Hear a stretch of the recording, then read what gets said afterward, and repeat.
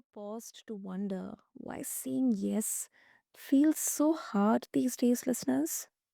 With endless, multiple barrage of options out there, constant pings and dings, and then decision fatigue, our brains are almost hardwired to lean toward not deciding at all.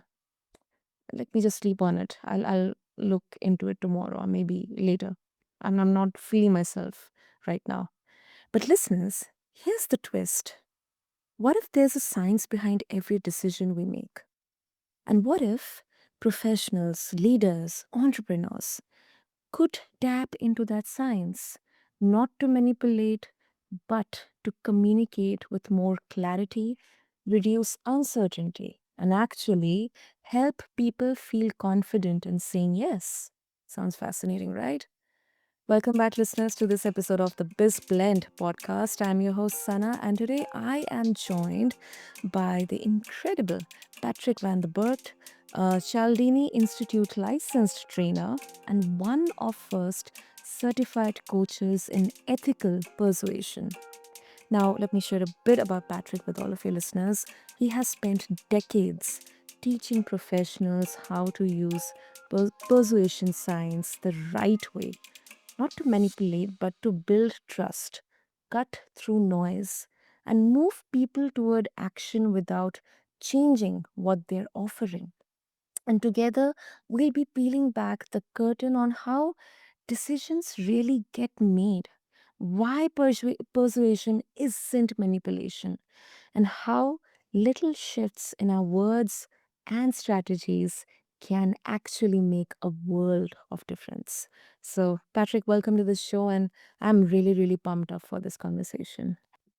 Well, it's great to be here, Sana, and I'm also pumped. I might have been doing this for a long time, but I always remember how excited I was when I discovered this material, this science, and how powerful and potent it was. Yet you didn't have to lie or cheat or deceive anybody to be more successful. I loved it. So when the penny dropped, I was all excited, and I'm hoping that through you, we're gonna let that penny drop for a lot more people today. That's very well said, Patrick. Okay, and very excitingly, instantly it comes into my mind about selling. You started as a sales rep. Um, did you did you get into this by chance? Something like going with the flow, and you came across this, or was it something like motivated by this particular skill was lacking within you, or you found that you need to hone your persuasive skills while selling? How it all began? Yeah, I sort of bumped into it. I've been in sort of sales roles, I guess, my whole life. My parents had a paint and wallpaper shop, so after school, I would have to go to the shop on many days, and so I would always sort of see things happening there. Mhm. Then I liked scuba diving, and so I started working in a retail store where we sold scuba diving equipment, tanks and regulators and wetsuits and that sort of stuff. And I remember there was one particular experience. Now looking back on it, it blew me away. We went to a an exhibition, and there were lots of stall holders, old dive shops, all wanting to sell equipment, and everybody had good deals on, and the sort of scene. And we had a display cabinet. I'll never forget it. And in there, we had a dive watch that was for sale. This was before the euro was introduced. It was still, this was in the Netherlands, where I'm originally from. And so we were still selling in guilders. And this watch was normally, let's say, 250 guilders, or 150 euro or so. The value is not so important for the story. Yeah. And so we had a big sale on. It was like 40% or so off, something like that. Mhm. And so, instead of 250, it was 150 guilders. Mhm. And so we had nicely displayed the watches in the cabinet, and a number of hours. went by. I guess this was on a Saturday or something. It's quite busy, lots of people walking around. And we were not selling these watches, right? We were selling other stuff, but these watches just weren't moving. Okay. And my boss comes in, and he says, "How are the watches going?" And I said, "Well, we haven't sold that many." And so he says, "Grab me another dozen watches or so." So, we grab more watches and we take the bubble wrap off them. And so he grabs this handful of watches and he just throws them almost on top of my nicely displayed watches that I had in this cabinet. Right? He made a mess of it. Yeah. And I'm going, like, what's, yeah, what's this in aid of? And so, anyway, like, you could push me over with a feather. Within half an hour, these watches were starting to move. They started to be purchased, and we had to replenish and replenish. And I was fascinated with, well, cool. All right. So you put things on top, make it look messy, and that helps sell things. Now, that's a strategy, right? As in, Mhm. it works, but you don't actually know why it works. Years later, when I discovered the science of persuasion, this then becomes clear to me. And we will circle back to that, why that worked. Okay. But then fast forward, probably 10 years or something, I'm now a sales representative for scuba diving equipment in Australia. And so I'm looking after two, three big states. So I do a lot of driving in the car. And Oh. I was, I guess, a little bit frustrated with the amount of effort and time I was putting in, and yeah, seemingly the amount of business and loyalty that I was getting from my retailers. I had good relationships with them, but they seemed to be, not really moving more business in my direction, which of course I would have to, earn by them taking purchases away from my competitors that all also would visit them and sell them things. And so I was a bit frustrated with that. And my boss at the time, he had hired a business consultant to help him grow his business, which is of course a great idea.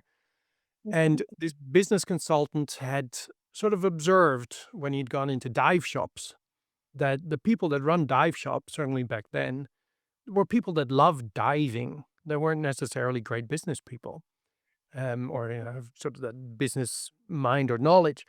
And so his idea to my boss was, well, why don't we train your sales reps to sort of be business consultants so they can sit down with the retailers, help them through, simple goal setting strategies and so on, do sales training with them, help them increase the size of their business. And then by definition, you'll grow with them. And it was a great Mm. idea. So we were sort of trained to be business coaches. And this consultant, John McDonald, I hope he's still around, but he was a mature gentleman back then. He was local to Melbourne, and he said, "Oh, if you're ever we're in Vermont. If you're ever in the area, you got any questions, just come by." And I don't know if you've ever met Dutch people when you're on a holiday or something. If you say, just because you're courteous, you say, "Oh, if you're ever in our place in our corner of the world, right? If you need a place to stay, come on over, right?" Don't do that with Dutch people; they turn up, right? And so I was invited, and so I came. And so, John started lending me training materials, Okay. which were very expensive back then. Now you can buy them very cheaply on audio websites and stuff. But back then you would pay, thousands of dollars for a series with 12 cassette tapes in it from experts on different areas. And he was lending me this stuff. Anyway, make a long story short, in there, I found 2 cassette tapes with Dr. Cialdini, and it blew me away. And I loved how it's all research-based. The research by itself is hilarious, and I'd love to highlight some of that later if we've got time. Yeah. And, it was also so powerful, as in, we've got examples of when this stuff is implemented, what the effect of it is. And the implementation typically doesn't cost anything. It could be a sentence that you put somewhere or a particular fact that you highlight. Sometimes the order in which you present things has a massive impact. Or sometimes it's not just words, it's visual as well. It could be images that you use, where one image portray something and you have a massive increase in conversion rates. So I was very fascinated with how powerful this all was, and I was experiencing some challenges, which I applied these principles to, and basically saved the day. So I was converted, converted for life, basically. So that's how that all started. Wow. What a story. What a journey, Patrick, in there. And we will definitely come back to the watches one. I'm really, really curious to know what exactly worked out there. Although I may have a bit of hint in there, but I just don't want to cut myself a sorry figure in front of the listeners. So we'll definitely come back to that. But before that, talking about the principles of persuasion that you mentioned. Apparently, so there are seven principles, if I'm right. Um, so if you can walk us through maybe one or two, maybe all of them, uh, if possible, or else definitely let's give at least, a bit of that trailer or teaser so that listeners are really, really interested to explore more. So yeah, if you can share, Patrick. Yeah, no worries. I'll highlight each of them. I'll tell you the definitions of each of them, and then maybe you can pick one or two, and we'll dive a little deeper into that one. How does that sound? Sure, sure. Let's do it. Okay, cool.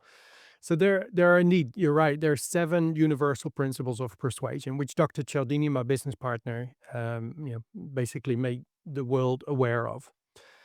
And we call those principles universal because they work in all languages, all cultures, and every country, which Mhm. is very important now Yeah. because, our countries are, there's different cultures mixing with each other, which is great. And, it's also increasingly easy to have business or, work overseas as in, across borders and reach into other countries. So Mhm. this is great to have a tool that doesn't just work at home, it works everywhere else as well. Yeah. Great. Uh, So there's seven principles, and if you like, we can also touch on contrast, which isn't actually a principle. It's an amplifier of all of them. Anyway, Oh, so okay. with the principles, often we start with reciprocity. So, and all these words, by the way, you've heard them before. You probably also know what they mean. Mhm. But each of these principles has activators, things that turn them on, and they have amplifiers, particular things Mm. that make them work even harder, right? And so a Mm. lot of people, they've dived into persuasion a little bit. They might even have read Dr. Cialdini's book, but often when we know something doesn't mean that we truly know it. Or even if we know it, it doesn't necessarily mean that we use it because we might lack the application skill or confidence. Okay. Anyway, so reciprocity is the first, let's say, principle. So reciprocity is the rule that we want to give back to people the same type of behavior that first was given to us, Oh. right? If you invite me to your birthday party, well, Mhm. I have to invite you to my birthday party, right? Yes, yes. If you remember my anniversary or a birthday with a card or a gift, well, then you have to remember, right? Then I have to Mhm. remember yours, right? With a card or a gift. If you do me a favor, then I owe you A a favor. favor. Yeah. And in the context of compliance, we tend to want to help people or move forward with the people that we feel we owe something to. So Mm. that's reciprocity. Other principle is liking. So we like to deal with people that we like and that are similar to us. Mm. Feels very normal, right? Yeah. If you are moving house on Saturday, you could walk up to a perfect stranger in the street and you go, "Hey, I'm moving house on Saturday. Can you give me a hand?" Chances are they'll say no, right? Yeah. But when you approach somebody who you like and who knows that you like them, if you ask them, "Hey, I'm moving house on Saturday," they'll probably say yes, right? Even though nobody looks forward to helping somebody move house. So, that is a strong, relationship builder. And of course, when we have a poor relationship with someone or a bad relation, no relationship, sometimes we go around that person. We want to try and not deal with that person. If you I mean, just remember that salesperson that you really dislike. Next time you come into the store, you want to talk to someone else. You don't want to talk to that person. So, relationship is very important, and so liking fits in there. And there's the principle of unity, and that's actually the last principle to be added. Originally, there were 6 principles of persuasion, and so if you're on YouTube and search engines, if you look up anything related to persuasion and influence, chances are you're going to bump into things from Dr. Cialdini, and a lot of that references 6 principles, but it's now 7 after additional research and insights. So unity is about the fact that we tend to favor those who we feel are part of us. And we call that a feeling of we-ness, right? Of us as a group. For example, I ride motorcycles. Or yeah, we have me and my wife. We have a big Harley that we like to jump on, and my wife has her own bike as well. Um, and so motorcyclists, depending on which country you go to, um, that's a bit of a community here in Australia, right? If you drive and another motorcycle driver comes toward you, you give each other a very small greeting, either just a little hand up or a little nod with the helmet, right? And if you bump into a motorcyclist that's standing on the side of the road looking at their engine or something, it wouldn't take too long for another biker to pull up behind or in front and say, "Hey, do you need any assistance? What can I help you with?" So if I'm in a meeting or even if I'm doing a keynote or something, I often ask, how many people here ride motorcycles? And then we already have this strong bond because we're part of this community of motorcyclists. And it's almost like we're already good mates. And it's funny when I do that in a keynote, when the break comes, guess who I'm talking, have a conversation with, right? It's the people that ride bikes.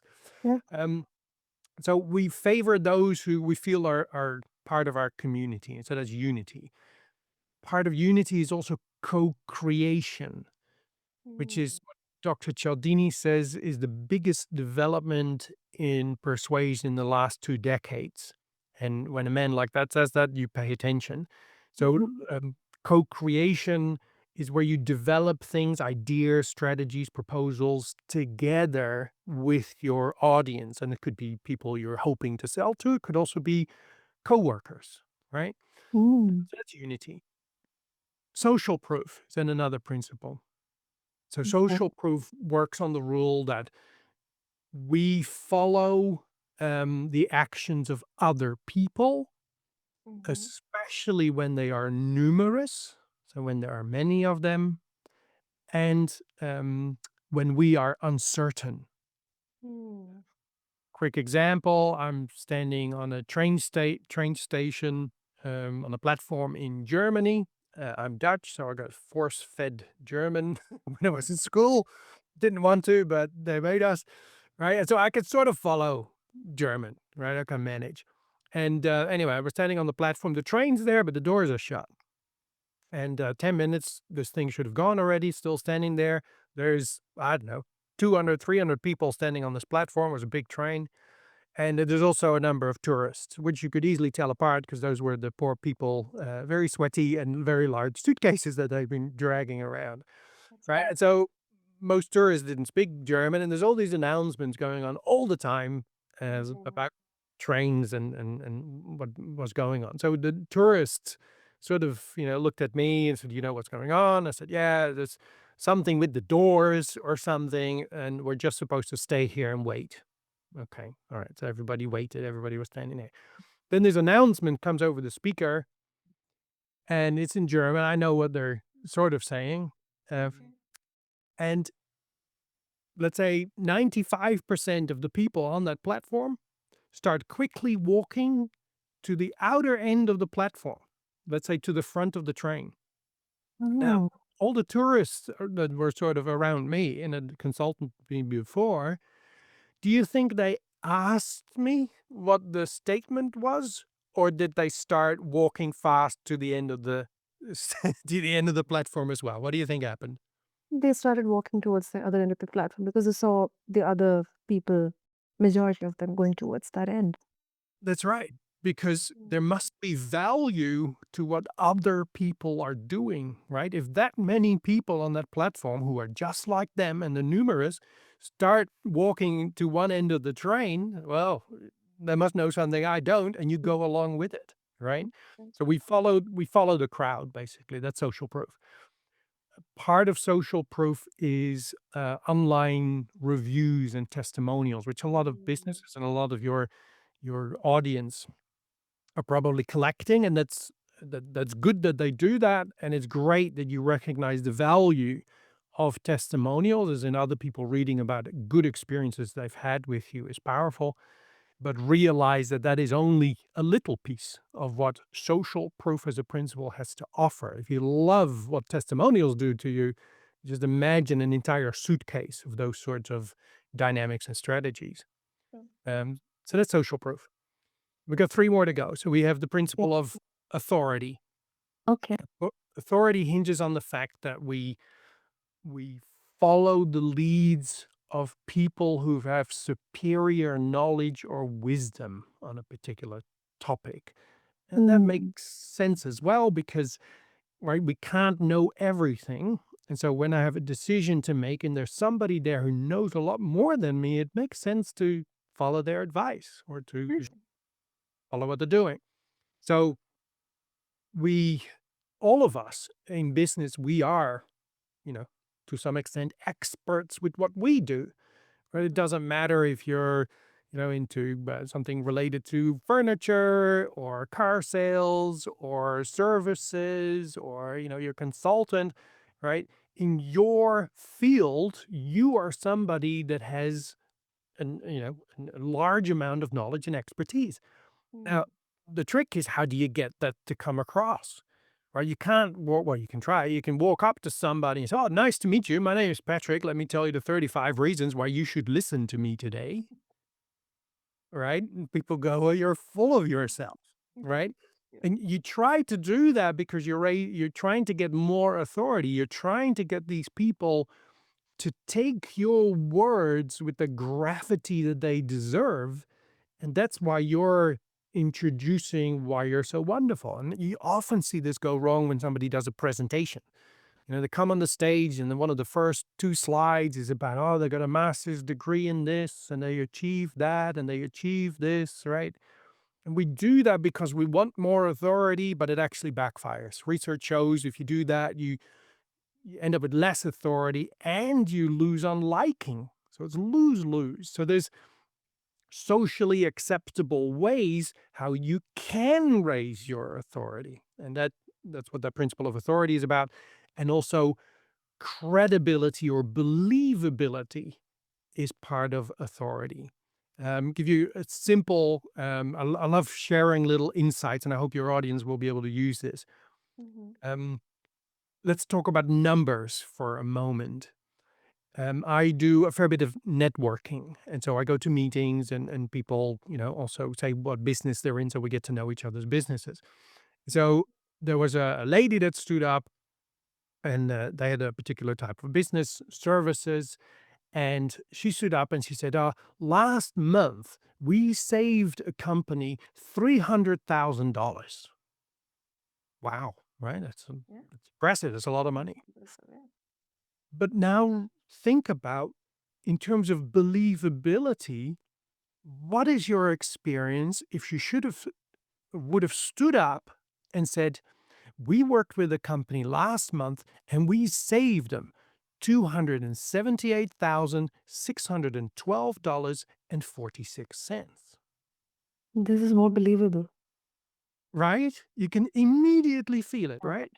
Yeah. As in, when you say to me $300,000, well, clearly it wasn't exactly $300,000. You Yeah. rounded that number off. Yeah. And I don't know how much liberty you took. So your credibility therefore sinks. Where if you go with an exact figure, it feels like you took it straight of an Excel spreadsheet. right? It has more believability to it. Now, what do we do in our brochures? What do we do on our websites? We round things off, right? And so we sort of work against ourselves by communicating in a way that reduces our credibility, right? We could have more Mhm. credibility. So that's part of authority. All right, then consistency is another principle. Consistency works because we have a strong motivation in ourselves that if we have taken a stand or made a statement about a particular situation or issue, we want to stay consistent with that statement or action. There's like an internal pressure we feel to Mhm. do so. Mm. Um, so that's the principle of consistency. And then scarcity is that people value things more that are less available. Yeah. That's that fear of missing out. And so in business, again, if you're in business, have a look on your homepage of your website. Grab that brochure that you're giving to everybody. Have a listen to your sales spiel that your team is saying. Are they talking about what people stand to benefit if they use your product or service? What they stand to gain? Or is it telling people what they will not get if they Mhm. don't move in your direction?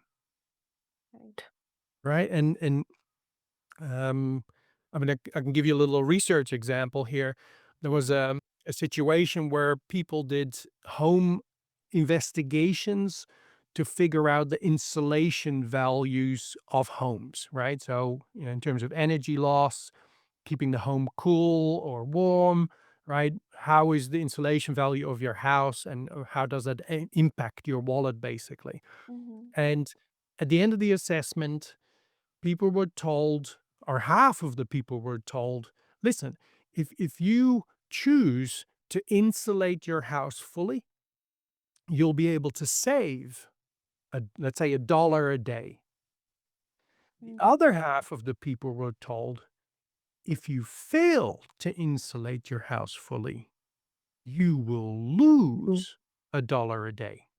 Mm. 150% more people were motivated to insulate their house fully under the loss instruction, not the gain Wow. instruction, right? So Mm.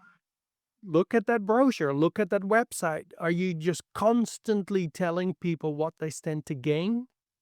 Well, that's great, but that doesn't activate the principle of persuasion, which are decision triggers, makes it easier for our audience to make a decision.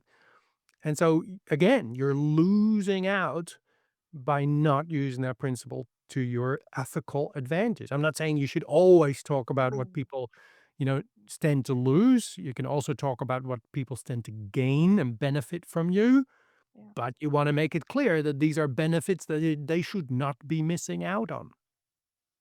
So Mhm. those are the 7 principles. So we got reciprocity, liking, Mm. unity, Social proof.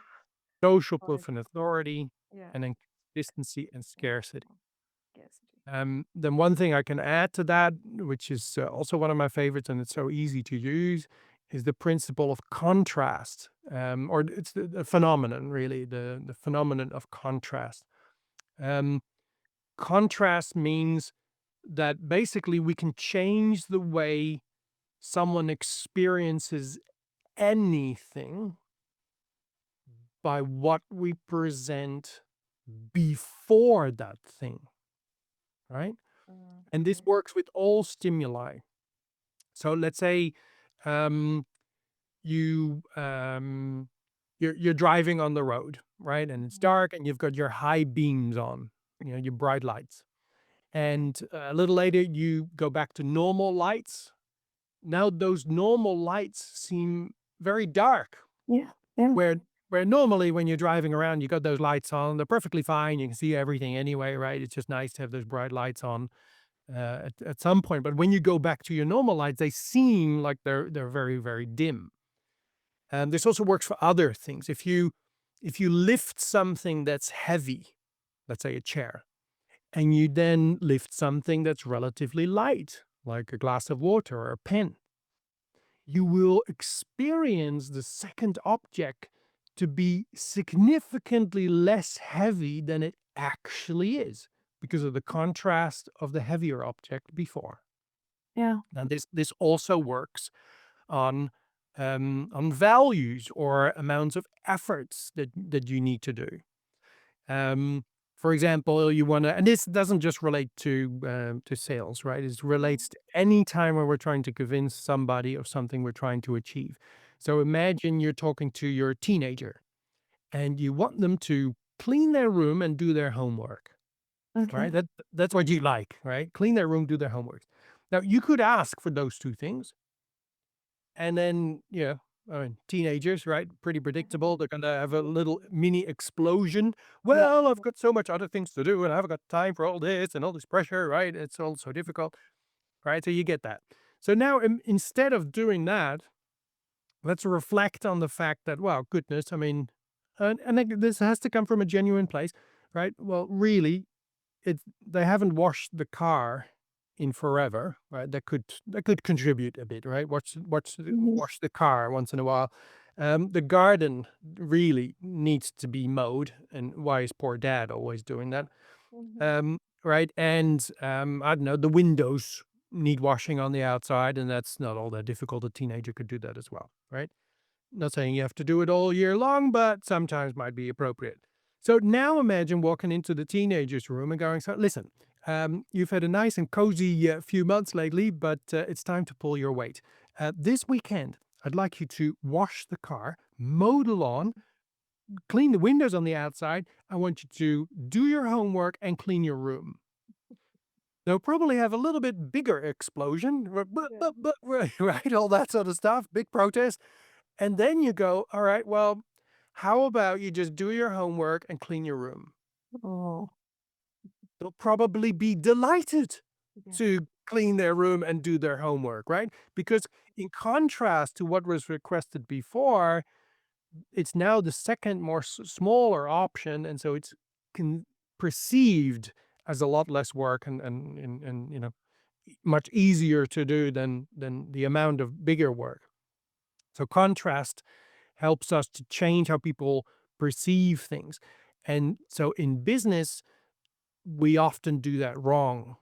As in, if you have pricing on your website, I see this go wrong so many times, right? They Mhm. have three options, for example, to present to people, right? We have our basic level program, we have our gold package, and we have our diamond option, right? The Mhm. basic is, I don't know, $100. The gold is 250, and the platinum one or the diamond one is 350. Mhm.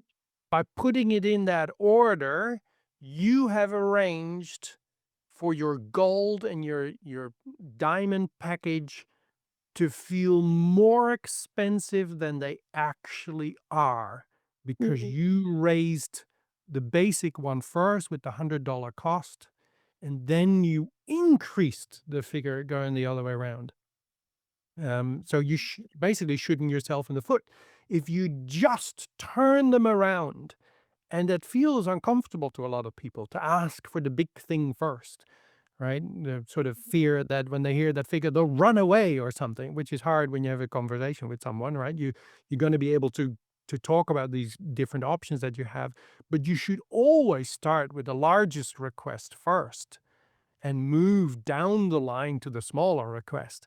And by doing Mhm. that, contrast is now working for you to make those smaller requests seem smaller.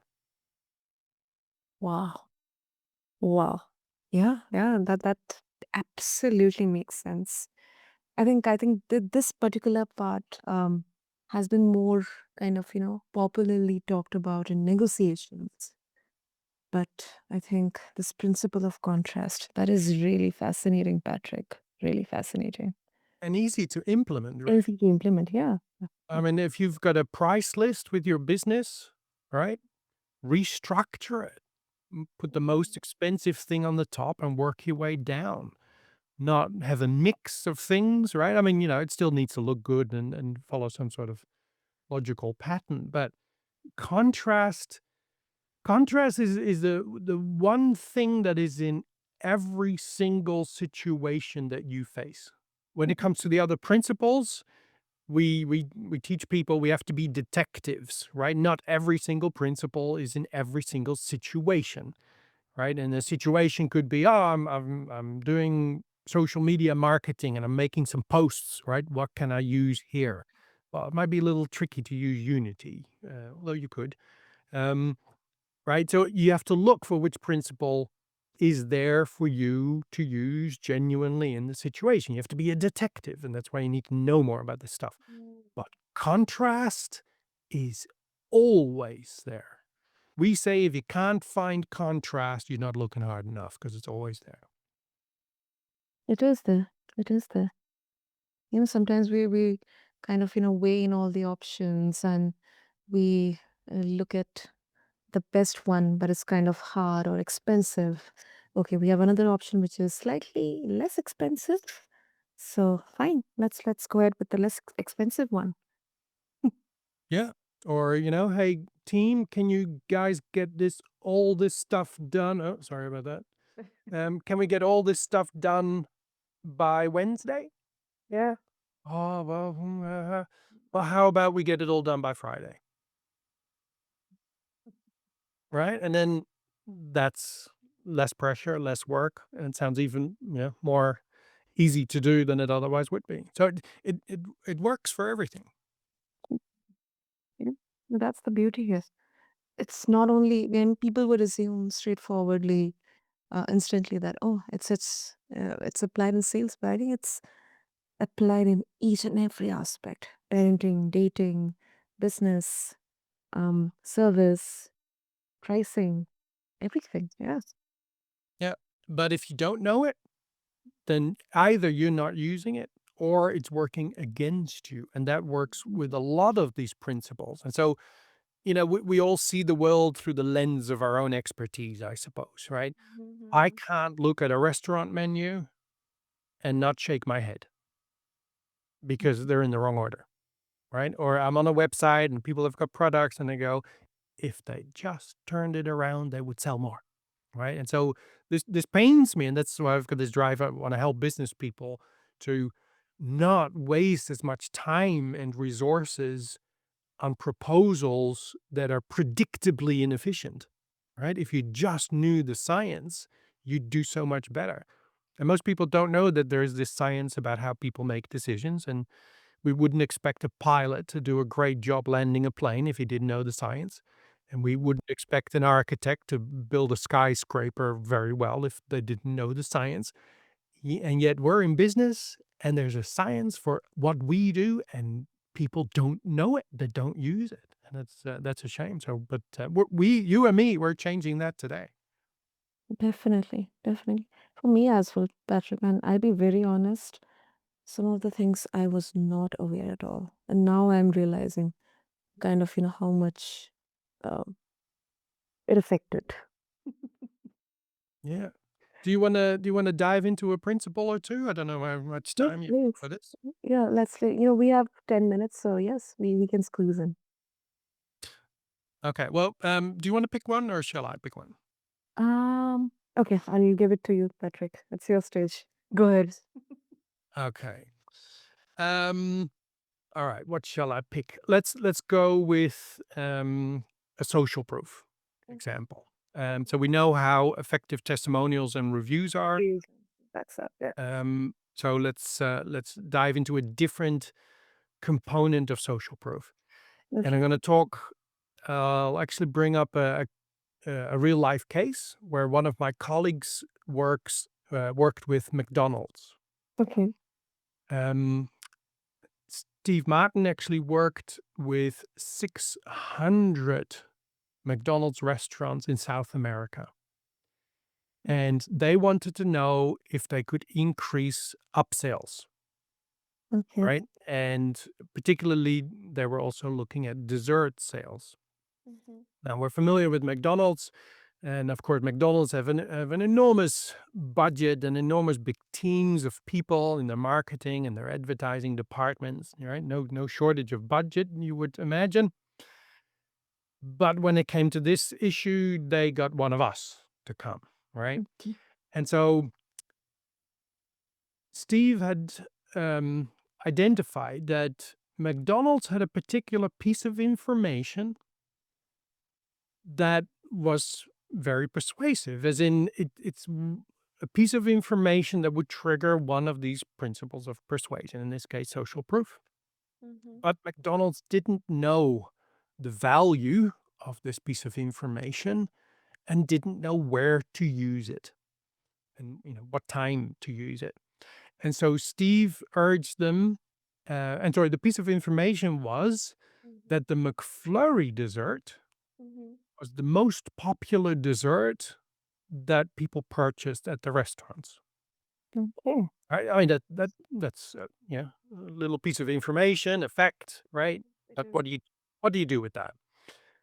And so they were recommended to introduce this piece of information at the point of contact. So at the drive-through or at the counter, when people place their order, we're familiar with the old, would you like fries with that? Yeah. But then afterwards, they were asked, would you like a dessert with your order? The McFlurry is the most popular dessert at this restaurant. Mm.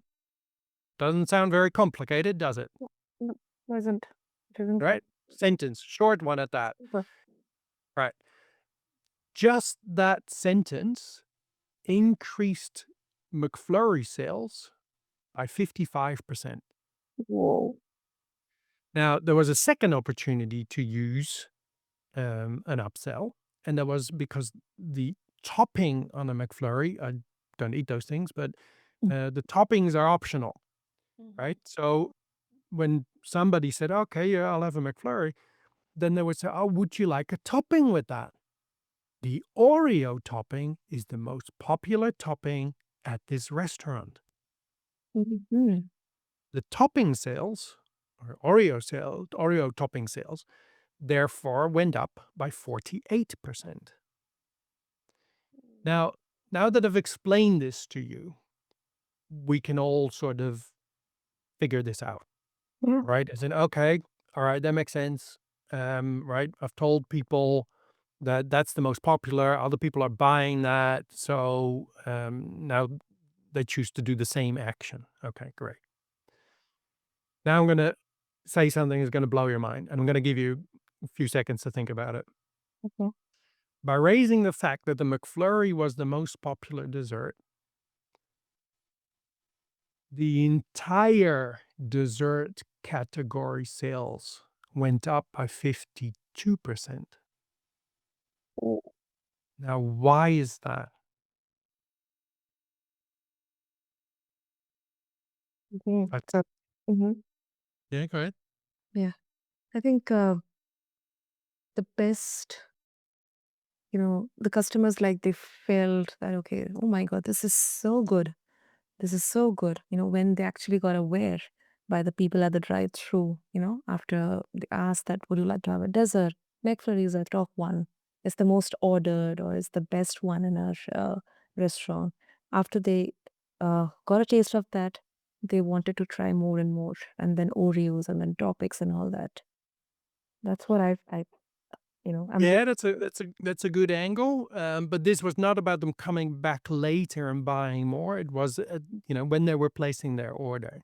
okay. Um, so it's an interesting observation, right? So we raised the fact that the McFlurry is the most popular dessert, Mhm. and as a result, I end up selling more hot apple pies and $1 ice creams and all the other stuff that they have. Mhm. Okay. Now, why that is because if I'm telling you that something is, remember the rule, right? People follow the actions of Wow. others. And so Okay. if I tell you that the McFlurry is the most popular, what I'm also telling you is that the other ones, well, they're less popular, but they're still being purchased. Mm. Therefore, the subconscious message is people are buying desserts in general, Mm. right? And so Mm. if people are buying desserts, I can't go too far wrong doing the same behavior. And that's why the other desserts went up as well. Mm. Now just imagine how much money that was worth to McDonald's, right? Enormous. Mm. And then reflect on the fact of how much money this has cost McDonald's not knowing this 20 years earlier, Wow.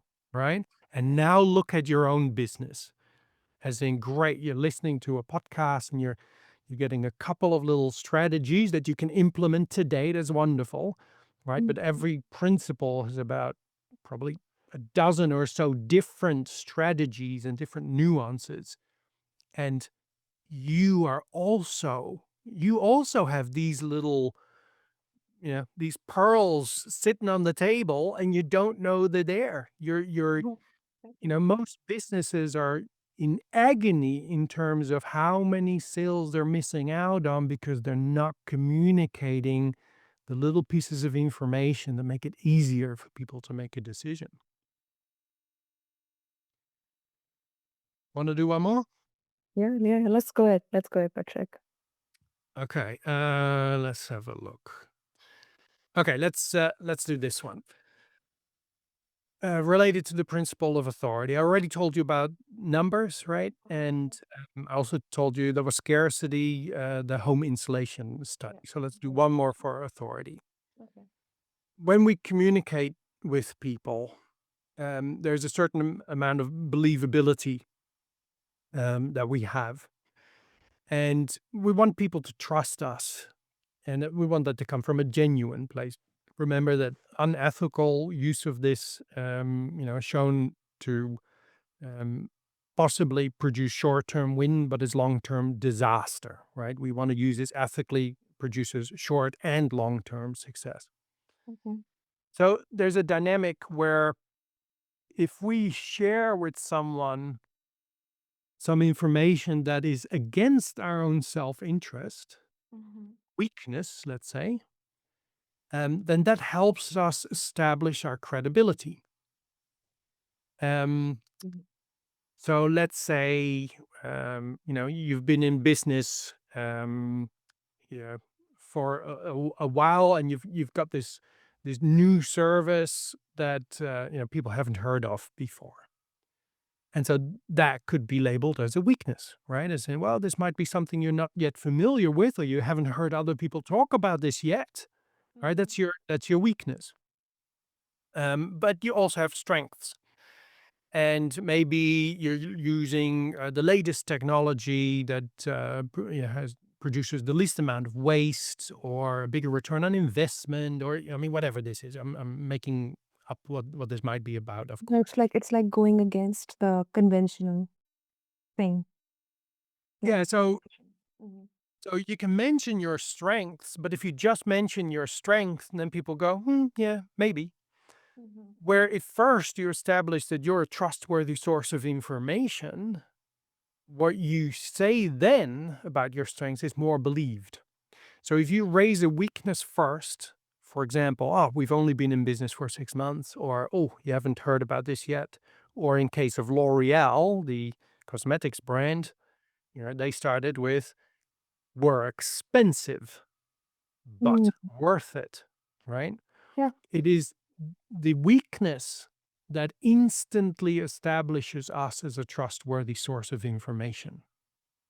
And Mm. if it's then followed by a hinge word like but or however, that changes the focus to what comes next. And then we mention our strengths, right? You may not Mm. have heard about this yet, but it's the biggest thing in Australia and it's really taking off and people are loving it. And we are the most desirable company in our country to render this service to you, right? Mhm. Because I mentioned the weakness first, whatever comes after the hinge word is more believed. And so in L'Oreal's example, right, they said we're expensive, but worth it, right? And now they've changed that into You're worth we it. are worth it, and then later it changed into you're worth it, which I think Yeah. is what they're running with now. It all still means the same thing. We're expensive but worth it. That produced an increase in market share for L'Oreal by 300%. Well, The weakness, it needs to be a small weakness. It can't be a major flaw, right? It can't that it just kills the argument. I mean, imagine being a doctor, right? And going, well, we huh. killed the last three patients, but we try really hard, right? That's not going to win you the business, right? So, a genuine weakness, but something that's not going to, of course, kill the deal. Wow. Mind blowing. That's mind blowing, Patrick. That's mind blowing. Wow. Um, do all these things get taught in MBA? Just for curiosity, Patrick. No, they're not. I mean, there's lots of um, top educational institutions that refer to Dr. Cialdini's work, Okay. and that book Influence. It's a great book. It doesn't per se teach you how to implement it in a business sort of settings. If you'll take my word for it, you really need some formal training to get to this quickly and learn it in a way that you actually retain it and you develop application skills, because knowledge isn't power, right? All of us have knowledge in our pocket, in our phone. We can get access heaps of information, but it's the development of application skills that is powerful. But you then also need the confidence that you're using it right. So it doesn't matter if your entire sales team reads a book. Research shows that in 7 days, if they're not using it, they've lost 90% of it already, and they're not developing the application skills or confidence. So some formal training is good. So leading educational institutions do refer to Dr. Cialdini's work, but it's not trained or taught to them at a level where people have application skills or confidence. And I have a little bit of a personal project as well. I think, I mean, this stuff is awesome when you learn it at any point in your life, but inevitably you reflect on, wow, why didn't I learn this stuff 20 years ago? Yeah. And so I see, when young people go into the workforce, I think it's almost criminal to think that, all right, now they're ready to start working. They're going for that dream job that's going to shape the entire course of their life, right? Sure. And they're going to try and write a job application without knowing how to be persuasive.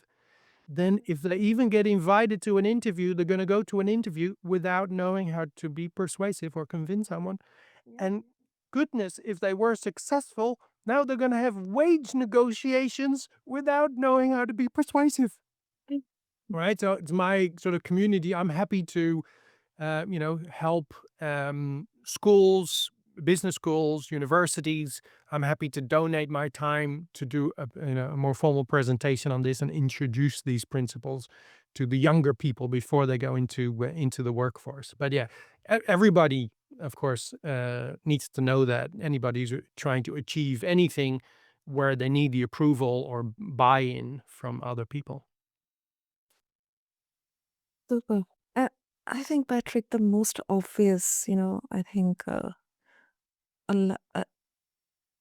most obvious example of, applying persuasion is for the fact that I'm right now recording this podcast. It's 4:07 here, AM here in India. And I was looking forward to wrap this up in maybe 35, 40 minutes, 45. But because I need to get my sleep. But then the way you explained it, and with all the principles applied in there, uh, the liking, the unity, the credibility, the FOMO, you know that this fear that all these times, all these years, we haven't known about this, but it's in there. That itself persuaded me to keep it going on and on. Yeah, so I think that's Yeah, a that's good. great, great. So Patrick, of course, if our listeners, they would like to Go ahead. Obviously, I'm very sure they will go ahead. If they would like to connect with you and be a part of this community and get to know how they can apply these principles in real life scenarios, what's the best way? Okay, different options, of course. First of all, I have a website, easy to remember, ethicalpersuasion.com.au. Mhm. And I can also extend to your audience that there's some complementary tools that you can use to dive a little bit deeper. If you go to the website and you go to the menu bar and you follow free, there's a page you can go to where you can download a small ebook, which um, explains a little bit more about these principles and probably gives you more strategies. There's no need to put an email address or a name in. You can just right click and download, and that's for you. Oh, wow. There's also a 7-day influence email challenge that you could sign on for. Then you do need to put your email address in, and then every day you get a particular lesson and a strategy. It takes you about 5, 7 minutes to read. So you'll learn more things through those emails. Other than that, of course, I do training. If you have a business and you have a training event for your staff, I can do a keynote or, more importantly, a workshop where we actually generate ideas for the business based on the strategies that we've shared. So you walk away with things you can immediately implement. But we also have a sort of, well, Dr. Cialdini's flagship training, which is an 8-week course, which I most of the time do online. And it's only a 20-hour investment. So that's the fastest way for people to learn this. So yeah, so there's different ways. You can of course find me on LinkedIn as well. So happy to connect there. Super. I'll make sure to have all the links in the show notes, Patrick, for our listeners. And I don't know how can I thank you enough because this is such a huge, kind of, let's. It can be us. It's a strength that we didn't know we could have, and I think absolutely decisions they don't happen in a vacuum or by chance or by coincidences. They definitely, there's a science behind it. I think persuasion, when done ethically with a good intention, it isn't about tricking someone into compliance. And yeah, Patrick, I'm oh my goodness, we forgot about the watches. Yeah, what happened in there after? How do you Okay, yeah, that's right. Yeah, and I did make a note. So with the watches, because they looked messy, and of course, I have to say that it was generated mess, right? So you could argue if it's ethical or not, but because they were messy, it looked like other people were buying them. Oh. And well, if it's messy, right? When the whole cabinet is not full with nicely displayed watches, but let's say there's a couple spots empty, or, they've been throwing things in because it's just so busy. It signals that people are buying them, and that's why other people bought them as well. It wasn't really ethical because it was a generated look, right? But, it did highlight how the principle has that effect on people. Mm, okay. Okay. Yeah, my guess was wrong. But yeah, that's fascinating. All right. Well, yeah, I'd love to hear if people are implementing this. I'd love to hear your stories. If you tried something, put a post on LinkedIn, tag me into it. I'd love to hear, that you're implementing some of this stuff and what you found. We touched on contrast. I mean, that's so super simple to implement, right? Just present it in the right order. So yeah, let me know how it worked for you. Super. So, okay, so thank you so much, Patrick. Thank you. This was really needed. Wonderful. You're welcome. So great listeners, thank you to every one of you for tuning in, for devoting your time to this episode on Bisplint. So next time, if you're preparing a pitch, writing an email, preparing for an interview, or that much awaited date, or maybe asking your teenage kid to do the household chores, or even just having a tough conversation, I believe a small, well placed word or gesture could be the single difference in there between hesitation and action. With this, I wrap up this episode of This Blend. Until next time, this is your host, Sana, signing off. Thank you.